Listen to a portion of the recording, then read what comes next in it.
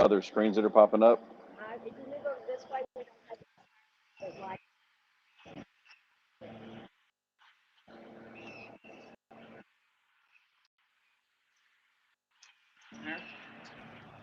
We're on. Are you live right now? Dale? Yes, you're live. Go. Who do you have on there? Okay. Well, we're a little bit early, but glad you guys are here. Hang on. What's going on here? All right. Am I live on there? Okay.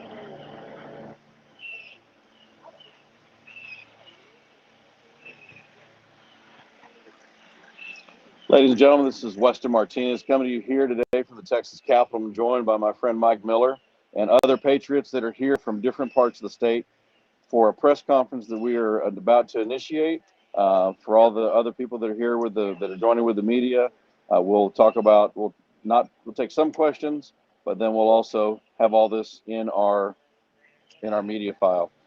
What you see before you happening right now are pictures of reconnaissance that's been taking place by Mike Miller, other people like Sandra Witten, and who's running for Congress in the Rio Grande Valley, along with other people from North Texas that are taking pictures of buses that are moving illegal aliens across the state of Texas and from our Texas border into the rest of the country. As we do this, what we're talking about today is the fact that we are at war and we are under siege. We are working on how to find a way to protect our borders, secure our country, because we know that if there is no border, that there is no country. And we have to stop this invasion now. We know that politicians have limited capabilities, and we have to make sure they're properly motivated. What you see on the screen right now is a school bus that is picking up illegal aliens from the Del Rio border and then taking those people. You can see there's a bus there again. Authorized by the superintendent of that ISD. And then being used to transport our children later on in the day. So we have a very, very, very grave situation taking place before our very eyes. And we want to make sure that each and every one of you guys are aware of what's going on. So the press release that we'll be putting out, the headline is Weston Martinez calls on the governor and the state legislature, TxDOT, and DPS officials to enforce hazardous material regulations to stop the spread of COVID-19 by all means possible. This would include illegal aliens that are currently being transported inside the state of Texas.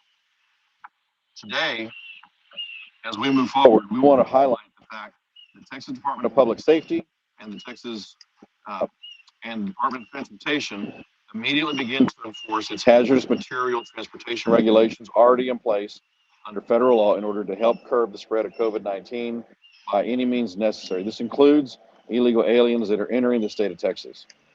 I am demanding that we have the state officials, that they utilize the federal protections that have been put in place in order to protect our citizens, both here and abroad. Each and every day, we've got thousands of illegal aliens that are crossing the border with COVID-19. And each and every day, as has been evidenced by myself, by Mike Miller, by other people, like I mentioned, Sandra Witten, and many, many others, we know that those people are being transported across Texas, not only by cartels, not only by human traffickers, but also by federal officials and also by individuals in the private sector that are contracted by NGOs in order to transport these individuals. What we know is that the movement of the untested and unvaccinated aliens is fueling the spread of COVID-19 and its variants across the Lone Star State. And we're saying that specifically for all of the liberals that are out there that don't want to secure our border. Don't tell me you want to stop the spread of COVID-19 and then also in the other breath tell me that you don't want to secure our border.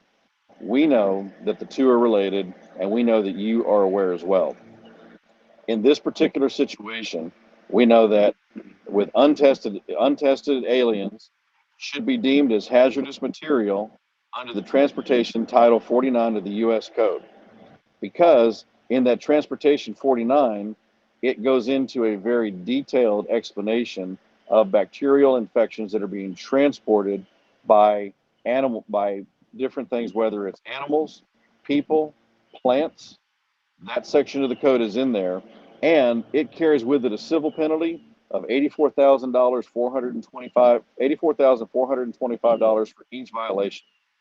And the maximum civil penalty is $196,992 if the violation results in death, serious illness, or severe injury to any person. We've all heard for the last year how people are dying of COVID-19. We've all heard how they can't stop the spread. Get a shot, stop the spread. Wear a mask, stop the spread. The only thing that stops the spread in the minds of a liberal is somebody being dead, unfortunately. I want to speak on this real quick. With the COVID-19 virus, we're being mandated. Doctors and nurses in buildings of 100 or more are being forced to vaccinate, or they're being terminated from the position. I just watched a video this morning of multiple nurses trying to get their supervision to state, "Are you firing me?" And they're like, "You're being terminated." This is the term that they're using. Fire, terminated, doesn't matter. They're putting mass mandates out there. Weston and I know that with the 29,780 people who recently came into Del Rio, not including the other sectors where we know that there's thousands, 2,000s moving between La Jolla, Hidalgo, all these different areas. We don't have the resources, is what we're being told, to test these individuals for COVID-19. So if they're going to force the jab and they're going to tell people that they need to wear masks and mandate, well, they need to enforce laws in the state of Texas that have already been written that state you cannot transport hazardous materials on these buses. That's any of them. And the big part is they should be ashamed of themselves for using school buses that our children ride in when these infected individuals are in it. We're not going to stand for it, and this is how we're going to enforce it. And as we go through this, you're going to see that we've got some other technical information in the press release that'll be sent to the media. We intentionally did not want to send it to the media in advance because we knew that they would try to find ways to cast this differently. So thank you guys for sharing these videos to bring out the truth.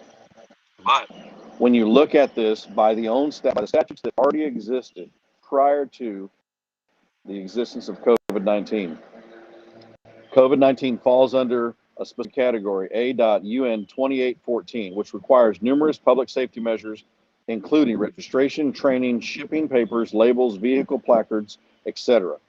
All of those requirements are in the law, which include insurance requirements, operational restrictions, commercial driver's license endorsements, routing and parking requirements for hazardous material, and also federal rules that are already being used to protect citizens against unsafe transport of several infectious diseases dangerous to humans, including Ebola virus and smallpox. You see, since the U.S. Department of Health and Human Services, the CDC, has determined that the Delta variant of COVID-19 is more transmissible than Ebola and smallpox, it only makes sense that the same rules be utilized to prevent the further spread of COVID-19. When we talk about this, ladies and gentlemen, the information that Mike has gathered, that Sandra has gathered, that other patriots have gathered, not just from the border, but from North Texas as well, we know that not only should we protect the public health and safety by enforcing these federal rules, but we must also protect our state's economy as well. These laws not being adhered to is jeopardizing not only the well-being of Texas, but the welfare of Texas. That means our health, our safety, and our economy. So again, as we talked about, we've got thousands of individuals that have lost their lives. And part of that is because these people have gone by unchecked. And as we move forward in this fight, we are taking it to the next level. We have people in this building and in the one up in Washington, D.C., that don't want to see these rules being administered against them. Right. We've seen law enforcement, unfortunately, not good law enforcement. We've seen some law enforcement not carrying out their duties according to their mandate. We've seen law enforcement sacrificing their lives from away from their families to protect us. So we know there's good and bad actors everywhere. But in this situation, we know that the complaints that we're going to file with the Department of Public Safety is directly going to be at the commercial driver's license holders and also the operators of those bus systems, so that we can make sure that each and every one of those people are held accountable. You see, whether it's anything coming across the border that has these types of infections or diseases, the fine is specific. And being a former commissioner for the state of Texas, I can tell you that when you look at those rules and those regulations, some things have open interpretation and some things do not. This is one of those things that clearly the people that wrote these rules knew there was not going to be the case. So what we'd like to do now is just move back into what we've seen on the border for just a minute. Mike, part of what you've seen, not only at your ranch, but on the border, is you've taken different people down there, is people absolutely not following the rule of law. Sure. And really an onslaught of how they're trying to destroy our country. You've been down there more recently than I have in the last week. Sure. So tell us what you saw just in the last couple of days. So in just the last week, folks, there's been a lot of cover up. So as you guys know, we've got National Guard deployed down at the border. Many of you guys that have followed me and seen what happens when I go down there, the National Guard, one, are being trained not to talk to media. So that is a true statement. I've got friends who have children in the National Guard that are telling us this. But the fact is that they're covering up the transportation of illegals that's taking place at night. I mean, why is it so important to move people from 11 a.m. all the way into the wee hours of the morning at 2 a.m., at 3 a.m., at 4 a.m.? These people just don't sleep. But what we're seeing here is the cartel has control of the Texas state border. Whether they want to say it or not, it's an absolute fact that in La Jolla and Roma, the cartel are charging these people to cross. And the death and the murder that's taking place is happening in Texas soil now. If they don't have the money to cross the river, they will gut them. They will behead them. They will amputate body parts off of them. They will put them in bags. I've got evidence of it on my phone. I've got evidence of it off my phone, but I have evidence of it. I've got proof of video of the cartel putting them in rafts and floating them through on private properties and public properties to get them from the Mexico side across to Texas. And in Piedras Negras in Eagles Pass, had the cartel ran down to the river because we're watching them moving these little children. And my concern is fighting for these children that are being moved into the sex trade. When 8 individuals run down to the riverfront, draw their weapons up on me, and they try to get line of sight between me and the pillar where I was standing. The fact is this: our government knows that the cartel's in control. Our government knows that there are open borders, and our government is allowing the use of these buses through the NGOs. And when Governor Abbott addressed this with an executive order stating that no more buses were going to be used for the NGOs, I think you can remember Catholic Charities, the nun stood forward on the national news and said she's not going to follow his directives, and she's going to do what she chooses to do. And her exact words is because she feels they're doing good here. I feel that she's taking a lot of federal grants for billions of dollars, and she's exploiting this for her private gain. Tell them how she lied to you the other day. So I went to the Val Verde Border Humanitarian Coalition of Del Rio. And when I went to this organization, I was being quite polite. I just simply wanted to document what this organization was and how they were helping people. She told me that they're no longer moving people through there. So as a smart humanitarian and Texan and media guy, I took a break and I had lunch right across the street. Here comes the buses full of Haitians. And of course, she's very disappointed as I'm the first person in Texas to break this story. As the Haitians are getting off the buses, they're being funneled into a classroom where they're giving them information. They rotate them out every 30 minutes. One of the other workers who works there, off the record, told me that they've already moved 5 buses that morning, when the director of the operation told us they weren't moving anyone. So these are prison buses. And as you saw in the screen videos that Weston had, I actually got the numbers going across the screen here of the prison buses moving these people. Now, keep in mind, they are picking them up, dropping them off, pick them up, dropping them off. There is no sanitation taking place. And matter of fact, the people that employ the people driving these buses should be ashamed of themselves because these Haitians just overtaken the buses, taking them to McAllen to the airport. And they were like beating up people inside the buses. And they did the same thing on aircraft where the aircraft wouldn't fly back to Haiti because the amount of dismay that took place on that aircraft. So not only are we seeing on buses this taking place, but where is the real regard to the aircraft? And I can tell you this, flight surgeons have a job for a reason in the United States Air Force. That's because anything inside of a pressurized cockpit or aircraft is multiplied. They often say, don't fly when you're sick, right? Because there's a lot of incubation that takes place on an aircraft. and these folks are infected with this virus. They're infected with HIV. They're infected with diseases that cause loss of vision for life. These are things we don't need in Texas, and it's taking place. And today, we're going to try to put a stop to it. And it's even gotten worse, as you guys have heard about the Haitians that are coming through right now. I've got videos, I'm sure Mike does as well, where we've got individuals where they're getting on buses and they're jumping out of those buses, an hour away from Acuna, an hour away from other locations. They're bailing out just like trucks. And then they're just running through the streets of Mexico as well.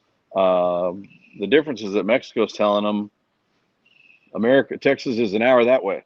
Mm-hmm. So they're not trying to detain them in any way, shape, or form. So we understand that in this situation, there's a lot of people that are sending those people here. What I am trying to do, and what Mike and some others are trying to do alongside me, is actually put a chokehold on how they're transporting these individuals.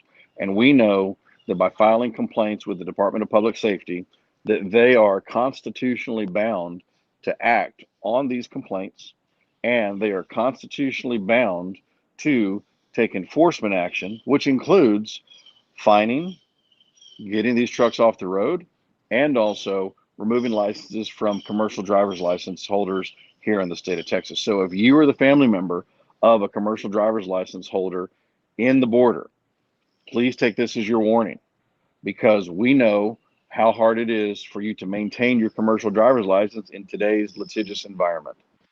We know that you have families to feed, and we know that you're being told to do a job. Now that you are warned, now that you know that you're breaking the law, it is now going to be up to you to walk away, because you see, if you're not driving that bus with your commercial driver's license, those illegal aliens are not going to be on these buses. And again, we don't wish ill will on these people. We wish they would go back to their country and have a successful, happy, good life in their country. We're not going to let them come to our country and destroy our country and take our country and diminish it to where they came from. So we want to thank you guys for this time. We're going to end this press conference now. For those of y'all that are watching on Mike's Warrior for Ranchers, if you go to my YouTube channel or my Facebook page at Weston Martinez, we've been scrolling graphics and documents related to the buses and some of the things that'll be put in there. Once we file the complaints, we'll also publicize those as well for you guys to see and show you how to do it yourself. So if you see a bus driving by, if you know it's got illegal aliens on it, take a picture. The side of that bus has an indicator number that indicates the operator number and the license that they operate under. Each state has their own certification, and then that also connects federally. And so if you can, get the DOT numbers on the driver's side and get the plates on the back. Talking to Department of Public Safety, it is common to see a paper document where the license plate should be. And that's because it's cheaper for them to get temporary permits for this many buses versus licensing them all. Right. So on the side, usually it's on the side where the driver is, right there. And you can see there's usually stickers or stencils that are there. It'll have a long number about this long, and then it'll have another number shorter, and then another number shorter. So we know we've got a lot of questions that are coming through. We're going to answer those questions at another time. We want to thank each one of you all for tuning in. I want to thank Sandra Witten, who's running for Congress, for helping to be a part of this. I want to thank all the people that are here. And Mike, thank you for being here. You bet. Thank you. Appreciate it. And I want to thank all you guys who's taken the time to help collect this data for Weston and I, who's pulled up behind the buses, taken away from your daily regimen to document this and get this information to us. It's a huge help, and I want to say thank you. Oh, and also Francisco, Border Patriot.